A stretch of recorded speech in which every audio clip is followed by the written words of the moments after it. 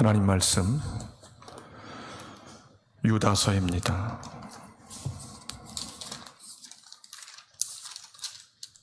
요한계시록 바로 앞에 있습니다.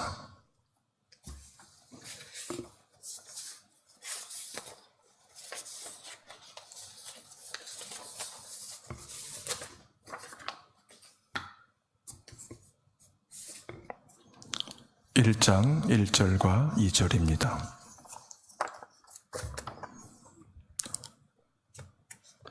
제가 먼저 받들어 읽은 후에 여러분과 제가 한 번 더 받들어서 읽겠습니다. 예수 그리스도의 종이요 야고보의 형제인 유다는 부르심을 받은 자 곧 하나님 아버지 안에서 사랑을 얻고 예수 그리스도를 위하여 지키심을 받은 자들에게 편지하노라. 긍휼과 평강과 사랑이 너희에게 더욱 많을지어다. 더욱 많을지어다. 아멘. 함께 받들어서 읽겠습니다.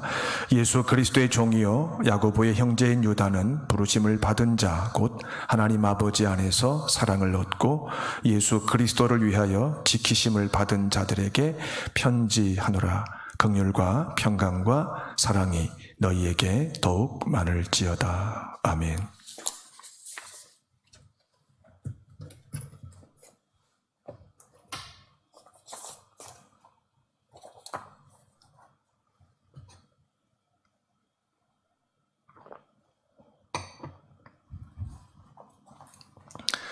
유다의 축복의 의미를 함께 살피며 성령의 깨닫게 하심을 받을 때 주님의 세미한 음성을 꼭 듣게 되시기를 주의 이름으로 축원합니다.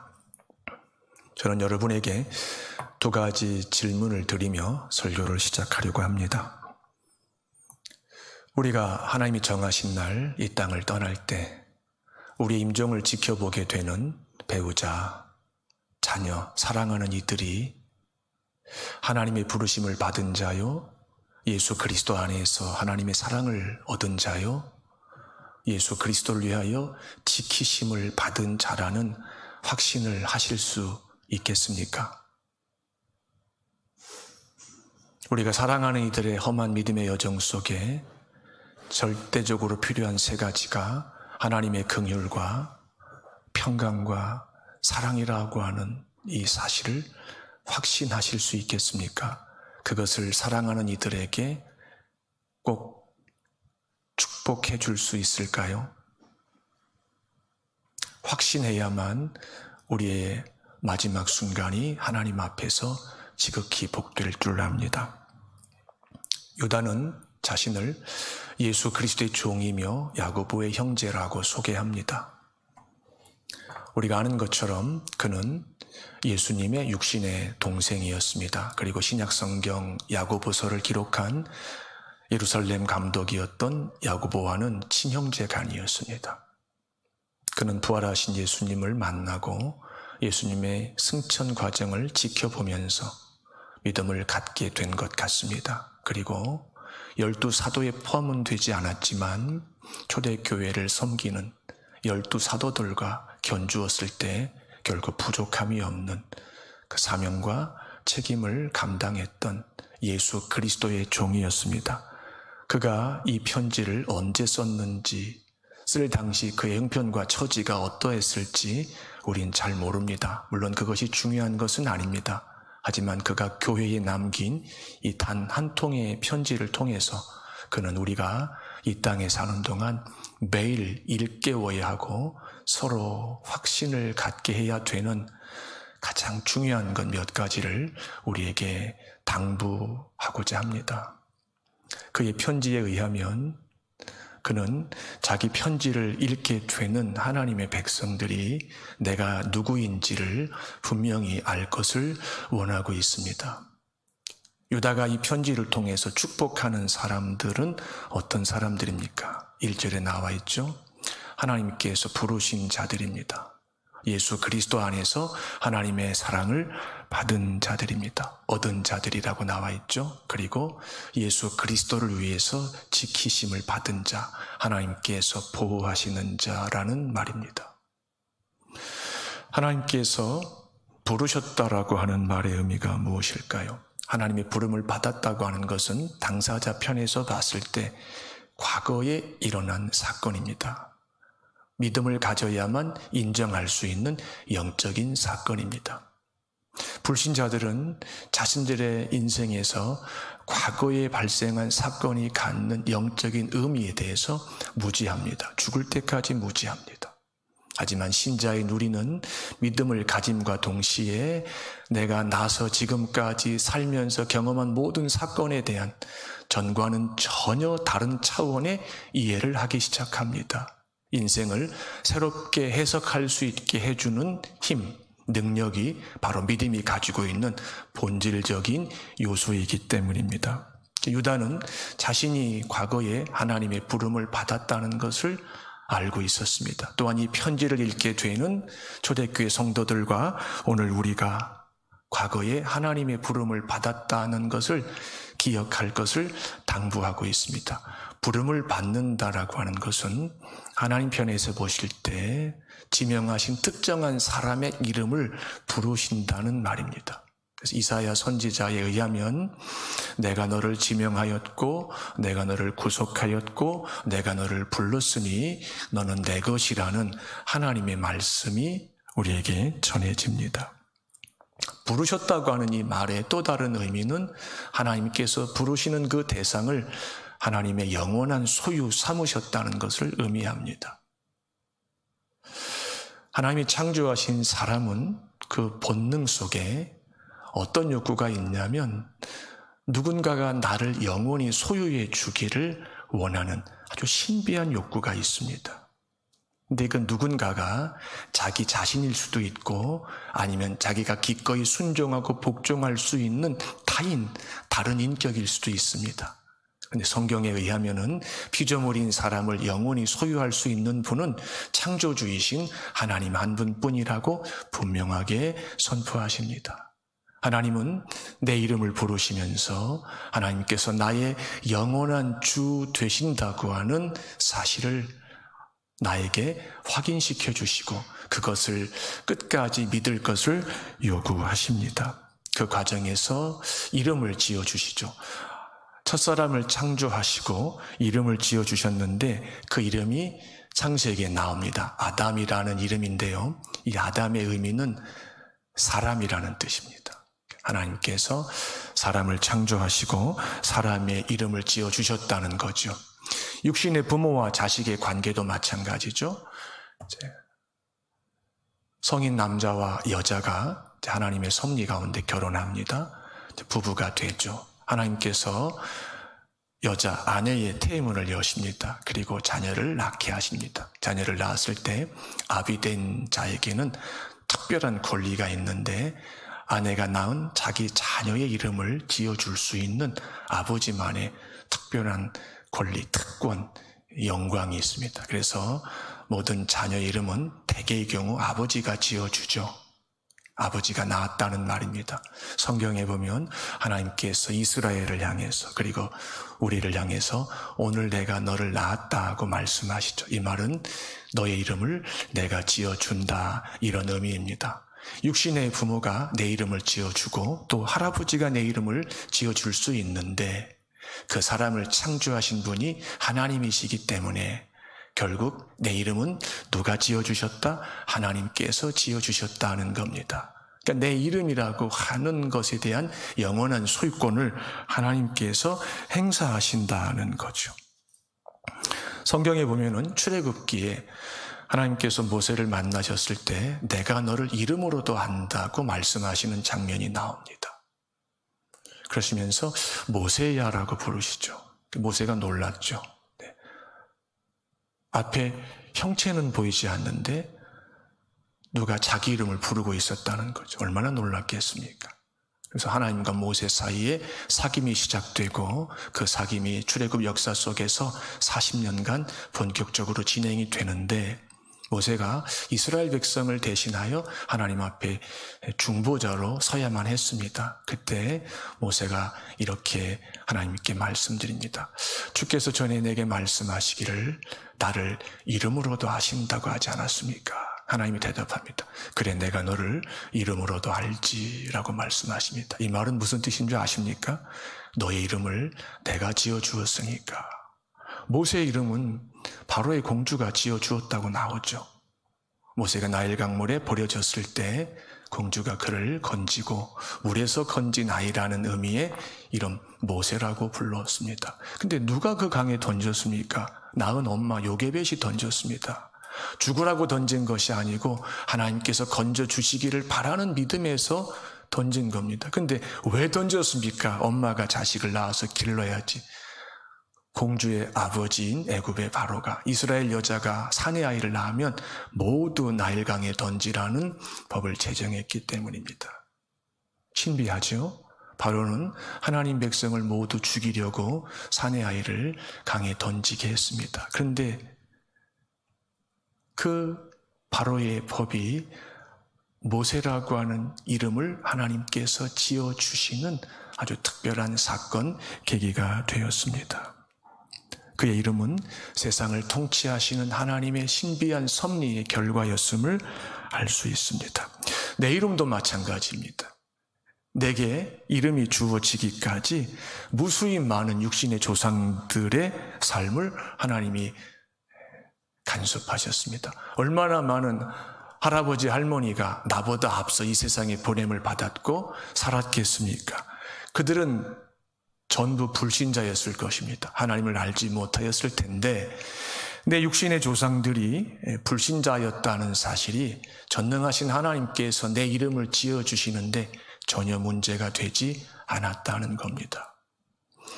모세처럼 경건한 조상들을 부모로 두지는 못했지만 불신자 조상들에게서 후손으로 난 나이지만 우리지만 내 이름과 우리 이름이 지어지기까지 하나님께서 수많은 조상들의 나고 살고 죽는 과정을 간섭하셨다는 것을 우리가 기억할 때 내 이름이 갖는 그 의미가 얼마나 깊은지 우린 새삼스럽게 경험할 수가 있습니다. 그래서 누구든지 성령으로 거듭나고 참된 믿음을 갖게 되면 하나님께서 내 이름을 지어주셨다는 사실을 받아들일 수밖에 없습니다. 모든 사람의 이름에 대한 지적인 소유권은 영원히 창조주 하나님에게 있습니다. 이름을 지어주셨다라고 하는 이 표현에는 내가 하나님에게 말로 표현할 수 없는 가치를 영원히 지닌 존재라는 것을 의미합니다. 어느 시인이 꽃이라고 하는 시를 지었죠. 그가 내 이름을 불러주었을 때 나는 그에게 특별한 의미와 가치를 지닌 새로운 존재로 이제 거듭나게 되었다. 이런 의미입니다. 자, 창조주이신 하나님께서 내 이름을 지어주셨다. 나를 부르신다. 내가 예배의 자리로 나갈 때마다 나를 홍콩 원사랑교회 여러 교인 중에 한 명으로 인식하시는 것이 아니고 나를 향하여 얼굴을 드시며 내 이름을 부르고 계신다는 것이 믿어져야 합니다. 성령의 세미한 음성이 내 이름을 부르시는 하나님 아버지의 음성으로 들려져야 합니다. 그럴 때 그 예배는 하나님이 받으시는 예배가 되고 내가 하나님 앞에 나아가는 예배가 됩니다. 반대로 내 이름을 불러주시는 그 하나님이 나에게 이 세상에 단 하나밖에 없는 영원한 유일한 의미를 가진 분임을 고백하게 되는 겁니다. 그러니까 우리는 하나님을 만나고 하나님과 이 땅에서 사귀는 동안에 하나님께서 내 이름을 불러주시고 내가 하나님의 이름을 부르는 그런 특별한 사귐의 관계를 이 땅을 떠나는 날까지 경험하게 됩니다. 유다의 편지에 의하면은 유다가 축복하는 대상들은 하나님 아버지 안에서 날마다 사랑을 얻고 있는 자라고 합니다. 이것은 이제 현재 지금 내 삶 속에서 일어나고 있는 아주 신비한 영적인 사건을 말합니다. 하나님의 사랑을 얻는다, 하나님의 사랑을 받는다라고 하는 것은 무슨 뜻일까요? 피조물인 나에게는 누군가에게 줄 수 있는 사랑이 없고 내가 나에게 줄 수 있는 사랑이 없다는 것을 의미합니다. 사랑은 하나님에게서 시작되기 때문입니다. 성경이 무엇을 증거하십니까? 사도 요한의 고백에 의하면 하나님은 사랑이라고 말씀하십니다. 하나님은 사랑이시다. 그러니까 그 하나님께서 창조하신 피조물인 나에게 하나님의 사랑을 아낌없이 주셨다는 거죠. 삼위 하나님께서 사람을 창조하신 목적은 성경에도 나와 있지만 피조물인 나를 영원히 사랑하시기 위함이었습니다. 그걸 성경에서는 창세전에 영생을 주시기로 작정하셨다라는 표현으로 다르게 설명하고 있습니다. 육신의 부모와 자녀의 관계를 보면은 하나님과 나의 사랑의 관계를 우리가 좀 더 쉽게 이해할 수가 있습니다. 부모가 자식을 낳습니다. 그리고 부모는 자기 부모에게서 받았던 그 사랑을 자기 자식에게 그대로 줍니다. 그래서 세상은, 우리나라에서는 사랑은 내리사랑이라고 합니다. 위에서 아래로 내려가는 것이 사랑의 본질이며 속성이지요. 예수님께서 제자들에게 기도를 가르치실 때 아버지의 뜻이 하늘에서 이루어졌듯이 땅에서도 이루어지기를 구하라고 하셨습니다. 아버지의 뜻이 무엇일까요? 하늘에서 시작된 하나님의 사랑이 땅에 살게 하신 하나님을 닮은 피조물에게 그대로 전해져서 그 사랑에 감동하고 그 사랑에 설득을 당하고 그 사랑에 항복한 자들이 하나님을 사랑하고 하나님을 닮게 지은 다른 사람, 이웃을 사랑하게 하는 것, 이것이 뜻이 땅에서도 이루어지기를 구하라는 그 기도의 의미였습니다. 그래서 성경의 가르침에 의하면 사랑은 하늘에 계신 하나님에게서 시작되어 땅에 살고 있는 사람에게 전해져서 완성이 된다. 우리가 이렇게 말할 수가 있습니다.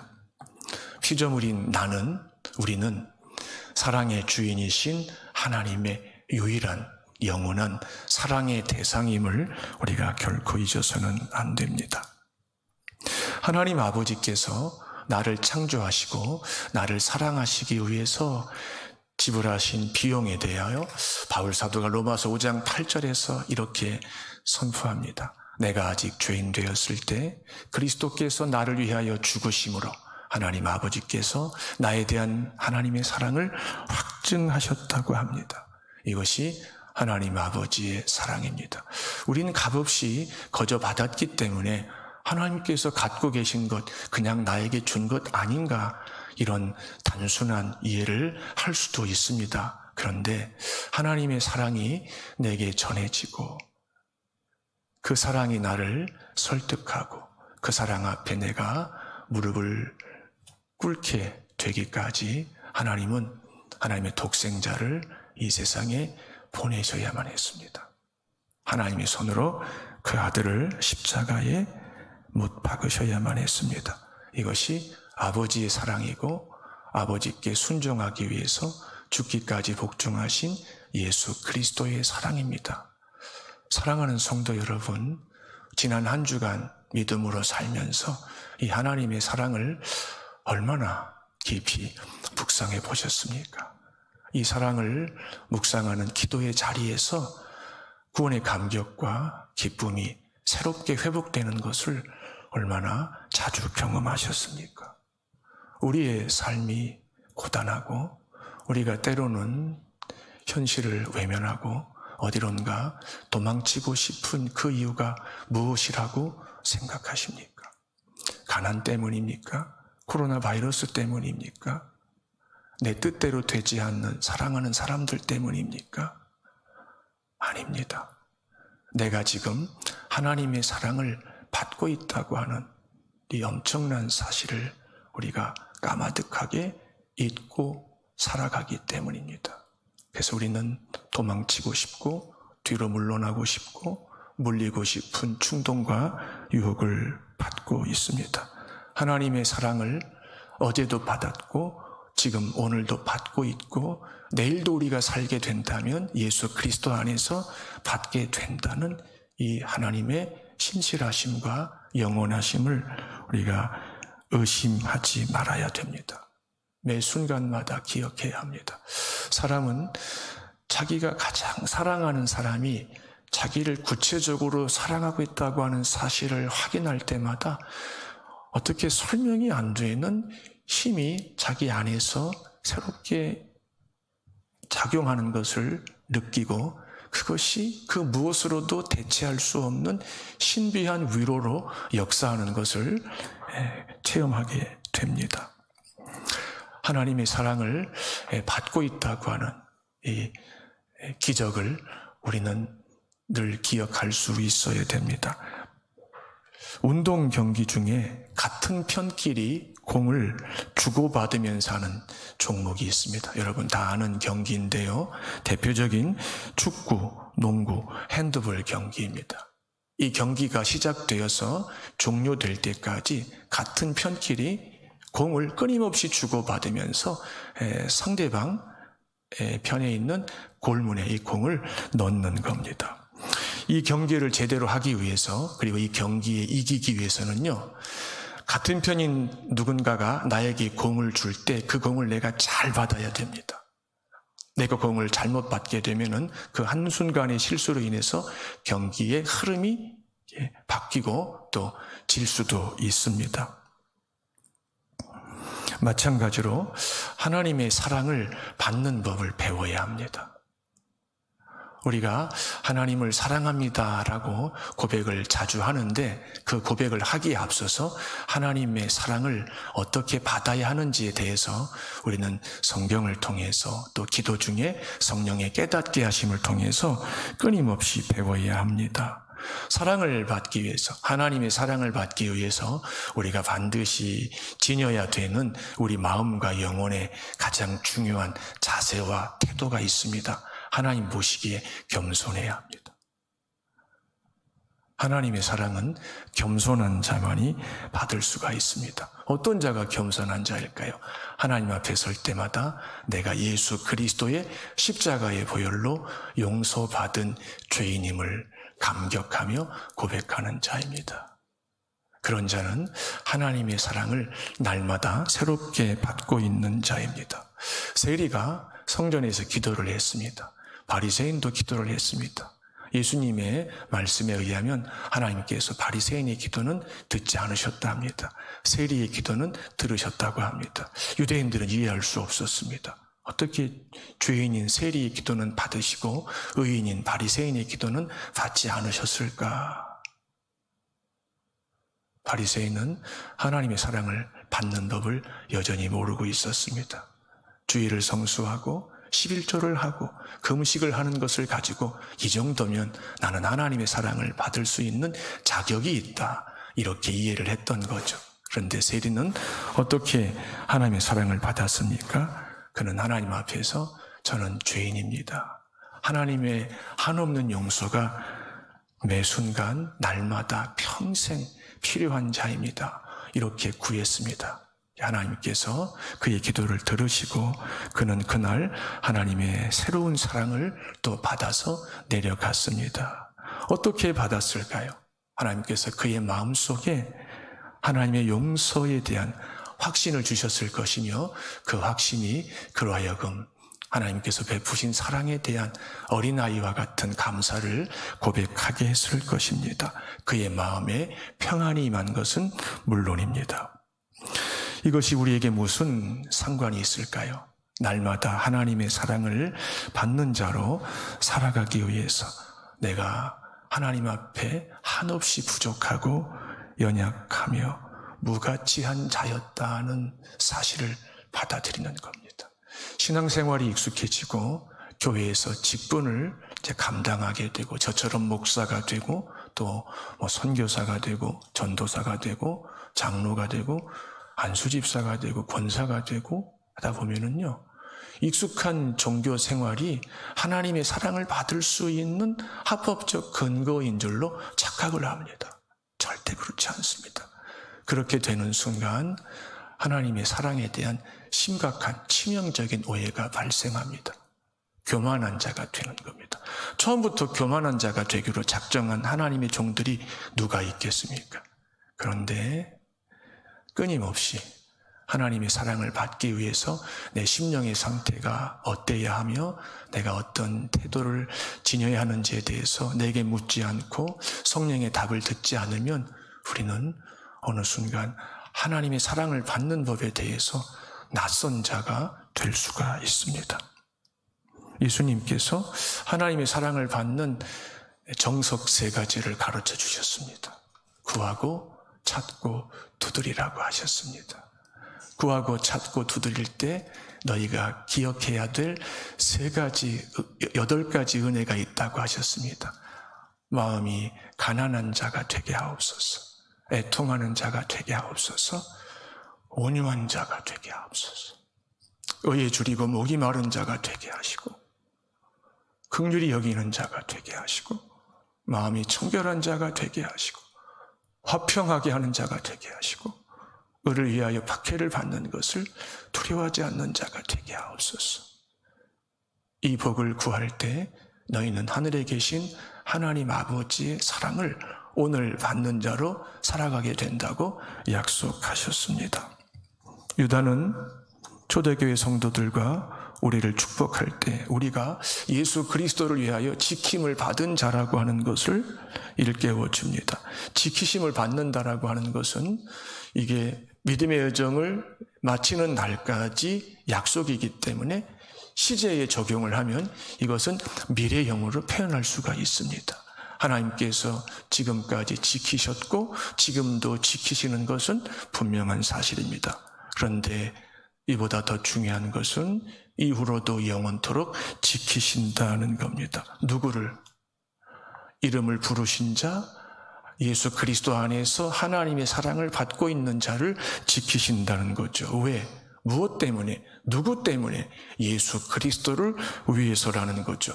예수 그리스도를 위하여라고 하는 이 말의 의미를 다윗이 시편 23편에서 아주 쉽게 우리에게 설명해 줬습니다. 하나님은 자기 이름을 위하여서, 하나님의 명예를 위하여서 하나님의 자녀를 지키신다. 사망의 음침한 골짜기를 지나갈 때도 지키신다. 눈물 골짜기를 지나갈 때도 지키신다. 광야를 지나갈 때도 지키시고, 홍해를 건너갈 때도 지키시고, 요단강을 지나갈 때도 지키시고, 악을 골짜기를 지나갈 때도 지키신다. 그런 의미입니다. 그리고 때를 따라 쉴만한 물가로 푸른 초장으로 인도하신다. 이것이 지키신다고 하는 하나님의 약속에 포함된 우리가 헤아릴 수 없는 엄청난 복들입니다. 이 땅에 사는 우리의 생업을 하나님께서 오늘까지 지키셨기에 우리가 가장으로서, 남편으로서, 아버지로서, 교회의 일꾼으로서 사명을 감당할 수가 있었습니다. 지키신다고 하는 말을 다른 말로 끝까지 나와 함께 하신다로 이렇게 표현할 수가 있습니다.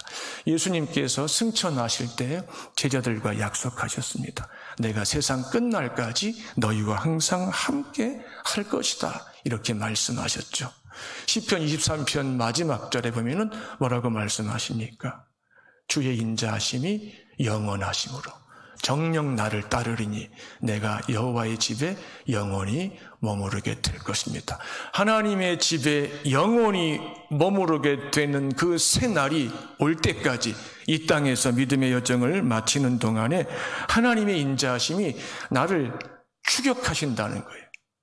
라반이 야곱을 잡기 위해서 따라온 것보다도 더 치열하게, 더 집요하게 하나님의 사랑이 나를 따라오신다는 거죠. 내가 한순간도 하나님이 원하시지 않는 다른 길을 목적으로 삼고 방향으로 정하여서 끝까지 곁길로 가지 못하도록 하나님께서 지키시고 붙드신다는 거죠.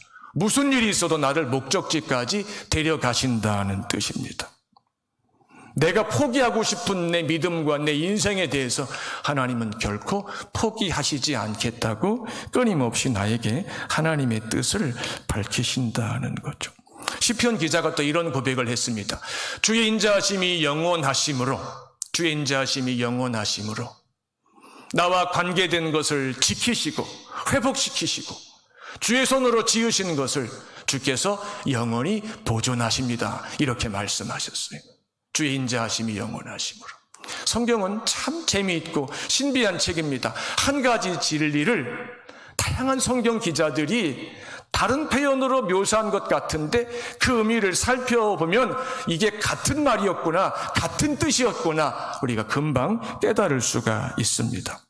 그 유다가 이제 하나님의 자녀들, 부르심을 입고 사랑을 얻고 지키심을 받는 자들을 축복하는데 그 축복의 내용이 구체적으로 무엇인가 살펴보았더니 긍휼과 평강과 사랑이 더욱 많기를 축복했습니다. 주목해야 되는 부분입니다. 긍휼과 평강과 사랑이 자체가 사실은 모든 복의 근원이라고 할 수 있습니다. 이것만 주어진 것만으로도 사실은 더 이상 바랄 게 없다, 이렇게 말해도 틀림이 없습니다. 십자가의 한 강도가 죽음 직전에 예수님에게 어떻게 합니까? 주님 나라에 임하시면 나를 기억하옵소서, 이렇게 구했습니다. 근데 예수님께서 어떤 긍휼을 베푸셨습니까? 오늘 너는 나와 함께 낙원에 임하게 될 것이다, 이렇게 말씀하셨어요. 죽기 직전에 하나님의 무한하신 긍휼이 찰나적으로 임했는데 그의 영원한 상태가 바뀌는 겁니다. 그러니까 하나님의 긍휼이 갖는 무한한 효력인데 이걸 유다가 모를 리가 없습니다. 그런데 뭐라고 말합니까? 많기를 구한 것도 아니고 더욱 많기를 구했다고 하는 겁니다. 우리가 이 믿음이 있어야 돼요. 하나님의 자녀 중에 안타깝게도 하나님의 긍휼이 임한 것으로 만족하는 자들이 있어요. 좀 더 나가서 하나님의 긍휼에 대한 그 사모함이 많은 자들이 있어요. 굉장히 복된 거죠. 바람직한 믿음의 자세이죠. 그런데 더 나가서 하나님의 긍휼이 더욱 많아지기를 야곱처럼 치열하게 구하는 자들이 있었습니다. 유다는 교회 성도들과 오늘 우리를 축복하면서 우리가 하나님의 긍휼이 더욱 많은 자가 되기를 축복했는데, 이 말은 이 땅에 사는 동안에 너희는 하나님의 긍휼에 대해서 끊임없이 배가 고프고 목이 마른 자가 되어서 그의 보좌 앞에 나아갈 때마다 하나님의 긍휼을 구하고 찾고 두드리는 자가 되라고 말씀하세요. 야고보 감독이 이 긍휼과 관련해서 이런 말씀을 하셨어요. 긍휼은 심판을 이긴다고 했어요. 긍휼은 심판을 이긴다. 야고보서에 있는 말씀이시죠. 아담의 후손인 내가 하나님의 심판을 받아 영원한 사망에 처하지 않고 예수 그리스도 안에서 하나님의 자녀가 된 이유가 뭘까요? 성경에 의하면 하나님께서 예수 그리스도 안에 나를 두시고 영원히 불쌍히 긍휼히 여기시기로 작정한 결과입니다. 그래서 팔복에 보면 긍휼히 여기는 자는 복이 있나니 저희가 긍휼히 여김을 받는다고 말씀하신 겁니다. 이걸 뒤집어서 말하면 먼저 하나님의 긍휼을 받은 너희는 이 땅에 사는 동안에 내가 너희 곁에 둔 이웃을 끊임없이 긍휼히 여기는 자가 되라. 이것이 사명이며 소명이라는 말입니다. 긍휼히 여기는 자로 사는 것이 세상의 빛의 삶이고 소금의 삶이라는 말입니다. 이웃을 긍휼히 여길 때 하나님의 긍휼이 내게 더하여집니다. 금요일 기도회 때 우리가 받은 말씀의 제목이 뭡니까? 은혜 위에 은혜입니다. 이걸 좀 더 구체적으로 적용하면 긍휼 위에 긍휼입니다. 평강 위에 평강입니다. 사랑 위에 사랑입니다.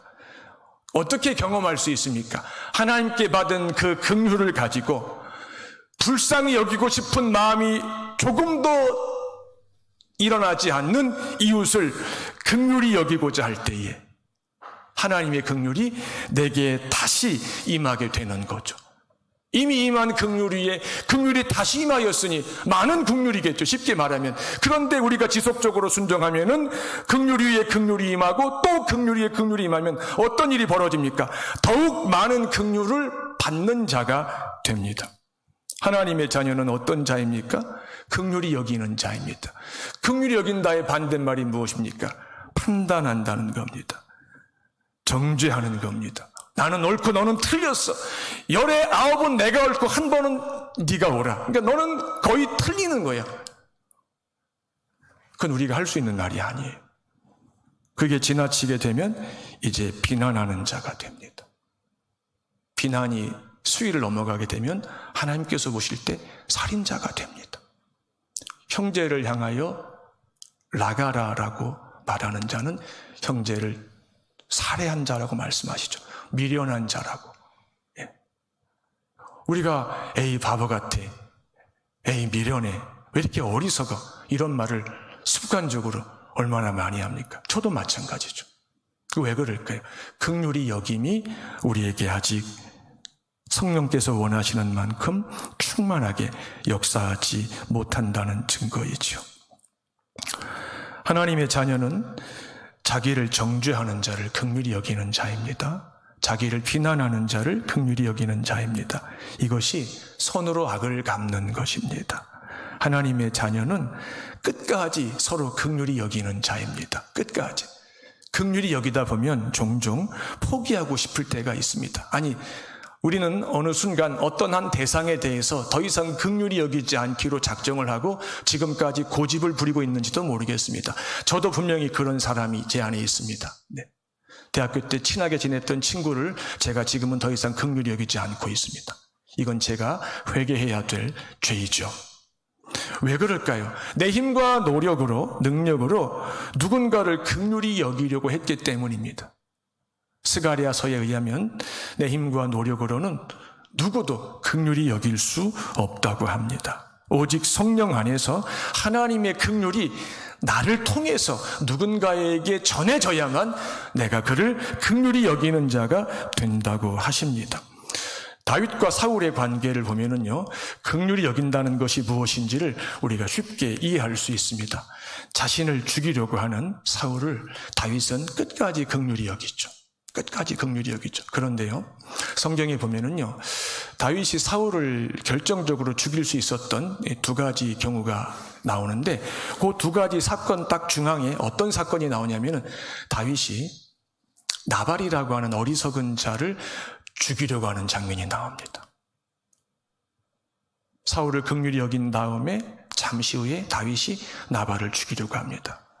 왜냐하면 다윗의 호의를 나발이 거절하고 선을 악으로 갚았기 때문입니다. 그래서 나발을 죽이려고 했습니다. 나발의 아내 아비가일이 가로막는 바람에 나발은 이제 다윗의 손에 죽진 않았지만 잠시 후에 하나님께서 그를 치시죠. 그리고 나서 다윗이 다시 한번 사울을 용서해주고 긍휼히 여기는 장면이 나옵니다. 이 구조가 굉장히 재미있습니다. 무슨 이야기를 하는 것일까요? 다윗이 사울을 두 번 긍휼히 여긴 것은 그것이 그의 긍휼이 아니고 하나님의 긍휼이었다는 거예요. 그런데 그런 다윗이 자기를 죽이려고 했었던 사울을 두 번씩이나 용서했던 다윗이 떡 좀 달라고 사람을 보냈는데 거절한 나발을 왜 용서하지 못하겠습니까? 그게 뭐 어려운 거라고. 그냥 돌아서면 되는 거 아닙니까? 그런데 어떻게 합니까? 칼을 차고 무장한 군인 400명을 데리고 가서 죽이려고 했습니다. 무엇이었을까요? 인간 다윗의 긍휼의 한계입니다. 그에게 긍휼이 없다는 것을 사무엘서 기자가 은연중에 꼬집고 있는 겁니다. 속지 마십시오. 저에게는, 우리에게는 긍휼이 없습니다. 긍휼이 있다면 그것은 내 긍휼이 아니고 하나님의 긍휼입니다. 내게 있는 긍휼은 가짜 긍휼이기 때문입니다. 그래서 유다가 우리를 축복하면서 너희에게 하나님의 긍휼이 더욱 많기를 원한다, 이렇게 축복했습니다. 유다는 우리에게 하나님의 평강이 더욱 많기를 축복하고 있습니다. 왜 하나님의 평강을 축복했을까요? 하나님의 자녀의 마음을 들여다보면은 하루에도 수십 번의 크고 작은 전쟁이 일어납니다. 이 전쟁은 마음의 갈등을 다르게 표현한 것이죠. 근데 이 전쟁이 멈춰야만 우리가 한나절을 살아도 편하게 살 수가 있죠. 그런데 이 마음에서 일어나는 전쟁, 갈등을 끝낼 수 있는 것은 아무것도 없습니다. 하나님의 평강밖에 없습니다. 하나님의 평강이 부재 중일 때 하나님 자녀의 마음속에서는요, 쉼없이 이 전쟁이 발발합니다. 그래서 유다가 우리를 축복할 때 하나님의 평강이 너희 마음과 생각을 지키시기를 원한다고 한 겁니다. 특별히 우리가 매일 매순간 무시로 경험하는 이 전쟁에 보이지 않는 요인 중에 대표적인 게 뭡니까? 염려입니다. 염려. 내가 내 안에서 만들어내는 겁니다. 근데 이 염려는 마치 감기 바이러스 같습니다. 작은 염려는 별것 아닌 것처럼 보입니다. 그래서 방치합니다. 그런데 이 작은 염려가 다른 염려를 낳는다는 거예요. 연쇄적으로. 그래서 어느 순간에 결정적으로 내 마음에 치명적인 해를 가합니다. 이 과정을 살펴보면은 이 작은 염려가 내 안에서 내 마음의 벽에 눈에 보이지 않는 미세한 균열, 금이 가게 합니다. 이게 처음에는 마음이라고 하는 벽을 흔들 수 있는 그런 위력을 발휘하지 못합니다. 근데 이것을 한동안 장시간 방치하게 되면, 여기 익숙해져 버리게 되면은 어느 순간에 이게 사방에 금이 가가지고 외부에서 작은 충격에 가해짐으로 말미암아 내 마음이 순식간에 무너지는 것을 우리가 얼마나 많이 경험하는지 모릅니다. 근데 이 염려를 원천적으로 차단할 수 있는 것이 뭐냐면 바로 하나님의 평강입니다. 그래서 바울 사도가 뭐라고 당부합니까? 너희 아무것도 염려하지 말라고 말씀하시는 거죠. 그것이 작은 것이라 할지라도 그 염려가 너희 마음속에 자리를 잡지 못하게 하라고 말씀하시는 거죠. 근데 염려가 어떻게 내 마음속에 자리 잡는 것을 내가 의지로 막을 수 있습니까? 안 되죠. 교인들이 뭐라 그래요? 믿고 싶은데 믿어야 된다고 아는데 안 믿어진대요. 그게 염려 아닙니까? 안 믿어지는 것으로 끝나는 것이 아니라 안 믿어지기 때문에 무엇을 낳습니까? 염려를 낳는 겁니다. 모든 전쟁의 발단이 되는 염려가 그렇게 시작되는데, 이것을 원천적으로 봉쇄할 수 있는 유일한 길은 뭐다? 하나님의 평강이 그 마음과 생각을 끊임없이 물샐 틈 없이 지켜주시는 겁니다. 그래서 바울 사도가 모든 일에 세상 말로 가짜는 일에도, 야 저런 것까지 기도해야 돼? 그런 일에도 기도와 간구로 너의 구할 것을 감사함으로 하나님께 구하라고 하셨어요. 믿음의 조상인 다니엘은 원수들이 자기를 죽이려 한다는 걸 알고 있었어요. 특별법을 제정했고 그 법을 어기는 자는 사자굴에 던지자고 왕의 제가를 받아놓은 상태죠. 그 법은 오직 한 가지 목적밖에 없었어요. 다니엘 죽이는 거. 왜? 다니엘을 제거해야만 자기들이 왕 다음의 자리를 차지할 수 있으니까. 다니엘 알고 있었어요. 근데 뭐라고 나와 있어요? 알면서도 하루에 3번 예루살렘을 향하여 난 창을 열고 하나님 앞에 기도했는데 그 앞에 뭐라고 나와 있습니까? 감사함으로 기도했다고 나와 있어요. 감사함으로. 그랬을 때 하나님께서 어떻게 응답하셨어요? 사자굴이, 그 굴 속에 있는 사자가 두렵지 않는 담대함을 주셨죠. 내 던짐을 당했을 때 주의 천사를 보내서 사자의 입을 막게 하셨죠.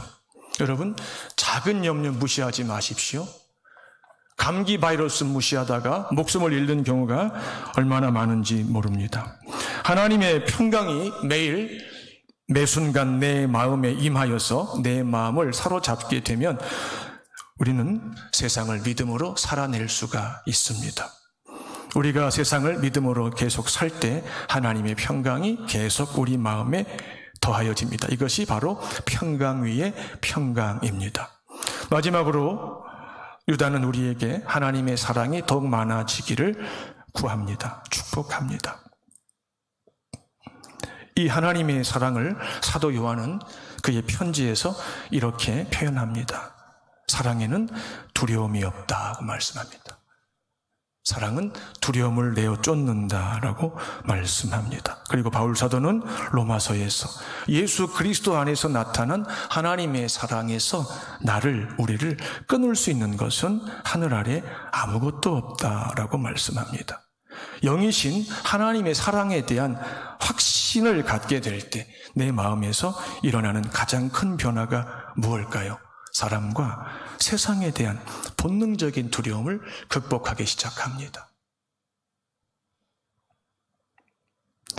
브레이브 하트라고 하는 영화를 본 적이 있는데요. 멜 깁슨이라고 하는 주인공이 나중에 그 전쟁에서 죽습니다. 죽는데 그가 그 전쟁에서 생명을 바친 이유가 하나 있어요. 자기 민족, 자기 국가에 대한 사랑이었어요. 그 사랑이 어떻게 표현됐냐면 브레이브 하트, 담대한 용기. 어떤 용기? 죽는다는 것을 뻔히 알면서도 그 죽음을 두려워하지 않는 용기. 보세요. 잠시 있다가 사라지는 세상 나라와 자기 육신의 조국이라고 하는 이유 때문에 그 나라에 함께 사는 자기 동족에 대한 사랑이 한 사람으로 하여금 영화이지만 죽음을 두려워하지 않는 용기를 갖게 했다면 영이신 하나님, 영원하신 하나님, 전능하신 하나님에 대한 사랑이 하나님의 자녀로 하여금 세상을 두려워하지 않는 용기를 갖게 하는 것은 당연하지 않겠습니까? 이게 믿음인데요. 솔로몬이 전도서에서 뭐라고 그랬습니까? 사랑은 죽음보다 강하다고 그랬어요. 사람들이 이 세상에 살면서 가장 두려워하는 건지 뭔지 아시죠? 죽음이에요. 이 죽음에 대한 본능적인 두려움을 이길 수 있는 사람은 아무도 없어요. 근데 이 두려움을 이길 수 있는 능력은 하나밖에 없어요. 창조주 하나님이신, 구원자 하나님이신, 심판자 하나님이신 그분에 대한 사랑이 이 두려움을 이길 수가 있다는 거죠. 그리고 이 사랑은 유다의 축복의 대상인 하나님의 자녀에게만 주어진다는 거죠. 믿음을 갖게 되면 이 사랑이 내게 임했다고 하는 것이 믿어져요. 근데 이 믿어지는 것을 가지고는 우리가 세상을 이기는 것이 말처럼 쉽지 않다는 것을 우리가 얼마나 반복해서 겪는지 모릅니다. 그러면 무엇이 문제였느냐? 이 사랑이 내게 주어졌다고 하는 사실에 대한 인격적 동의를 넘어서는, 지정이 전인격이 동원되는 흔들림이 없는 확신이 되는 거예요. 이 확신이 되어야만 그 하나님의 사랑이 나로 하여금 세상과 사람과 죽음에 대한 두려움을 감당할 수 있는 하나님의 능력으로 역사하는 거죠. 그래서 이건 어떤 과정 속에서 우리가 이제 체험할 수 있는가? 성경에 의하면 하나님을 구체적으로 사랑하는 것만큼 이 하나님의 사랑에 대한 확신이 강해진다고 말씀하셨어요. 나의 계명을 지키는 자라야 나를 사랑하는 자니 그는 내 아버지께 사랑을 받을 것이요 나도 그를 사랑하여 그에게 나의 사랑을 나타내리라고 말씀하셨어요. 이게 무슨 말입니까? 나의 사랑이 너에게 확신이 되게 한다는 거예요. 너희가 이 사랑에 대한 확신이 없기 때문에 사람과 세상과 죽음을 두려워한다는 거죠. 그러나 이 사랑의 확신이 너의 마음과 생각을 사로잡는 순간 너희는 누구도 두려워하지 않는 자가 된다는 거죠. 근데 이 사랑은 누가 할 수 있다고요? 고린도전서 13장에 의하면 어른이 할 수 있대요. 바울 사도가 사랑에 대한 이야기를 하면서 이런 말하죠. 내가 어렸을 적에는 깨닫는 것이 어린아이와 같고 말하는 것이 어린아이와 같고 생각하는 것이 어린아이와 같았다. 그러나 장성한 사람이 되어서는 어린아이를 버렸다라고 말씀하죠. 무슨 말입니까? 하나님의 사랑을 확인하는 과정에서 맨날 주세요, 주세요, 주세요만 구한다는 거죠. 근데 바울 사도가 어떻게 합니까? 내가 하나님을 사랑하는 자가 되게 해주세요. 사랑하는 자가 되게 해주세요. 이렇게 그 고백과 기도와 간구가 바뀐다는 거죠. 언제? 장성했을 때. 아이들은 부모에게 맨날 달라고만 하죠. 그런데 아이가 정상적으로 장성하여서 부모가 늙고 병들었을 때 아이는 어떻게 반응합니까? 그 자식은 부모에게 받은 사랑의 10,000분의 1, 10,000,000분의 1이라도 갖고 싶은 거룩한 충동을 경험하죠. 이걸 다른 말로 효라고 하죠. 하나님에게 효도를 할 수 있을까? 참 어려운 말인데 우리가 하나님을 사랑하려고 우리를 부인하고 우리 십자가를 질 때 그것을 하나님은 하나님에 대한 우리의 효라고 인정해 주신다는 거죠. 정리합니다. 유다는 이제 우리에게 하나님의 긍휼과 평강과 사랑이 더욱 많기를 축복했습니다. 이 말은 이웃을 긍휼히 여기는 자, 많이 긍휼히 여기는 자, 더욱 많이 긍휼히 여기는 자가 되라는 명령이며 동시에 약속입니다. 평강과 사랑도 마찬가지입니다. 하나님의 사랑을 받았다고 하는 것에 안주하지 말고 하나님을 사랑하고 많이 사랑하고 더 많이 사랑하는 되라고 말씀하시는 거죠. 그러면 하나님의 사랑이 너희를 지키시는 것을 너희가 확신하게 될 것이다. 이런 약속입니다. 성경에 등장하는 엘리야와 엘리사가 헤어질 때 나누었던 대화를 소개하며 설교를 마칩니다. 엘리야와 엘리사가 헤어집니다. 그때 엘리야가 엘리사에게 이렇게 요구합니다. 내가 너와 헤어지기 전에 내가 너를 위해서 무엇을 해주면 좋을지 내게 구하라 이렇게 합니다. 그러자 엘리사가 당신이 평생 받았던 영감의 갑절을 받고 싶습니다. 어려운 것을 구하는구나. 하지만 주께서 나를 너에게서 데려가시는 것을 보면 그것이 이루어질 것이다. 엘리야가 말한 대로 엘리사가 구한 대로 이루어졌죠. 그래서 열왕기 상하에 보면은요, 엘리야가 행했던 기적이 7개라면 엘리사가 행했던 기적이 14개가 나와 있어요.